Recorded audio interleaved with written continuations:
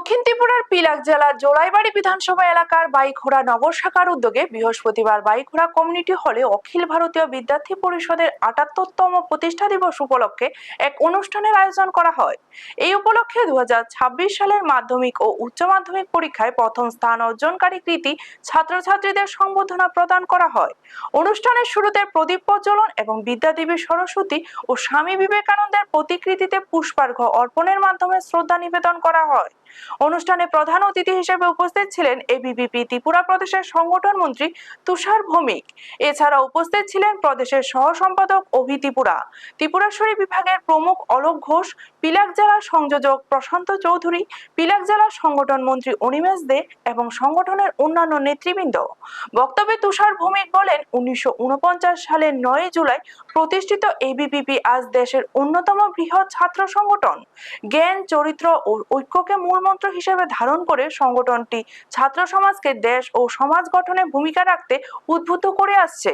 তিনি শিক্ষার্থীদের স্বামী বিবেকানন্দের আদর্শে অনুপ্রাণিত হয়ে আত্মগঠন ও জাতি গঠনের কাজে এগিয়ে আসার আহ্বান জানান।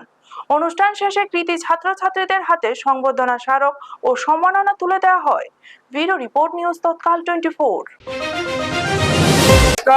অখিল ভারতীয় বিদ্যার্থী পরিষদের আজ ৭৮তম প্রতিষ্ঠা দিবস। এই প্রতিষ্ঠা দিবস উপলক্ষে দক্ষিণ পিলাক সাংগঠনিক জেলার উদ্যোগে ভাইকোড়া নগর শাখার উদ্যোগে আজকে ভাইকোড়া কমিউনিটি হলে কৃতী বিদ্যার্থী সম্বর্ধনার আয়োজন করা হয়েছে। উক্ত সম্বর্ধনায় ১৬০ জন বিদ্যার্থীকে সম্বর্ধিত করা হয়েছে। উক্ত নগর শাখার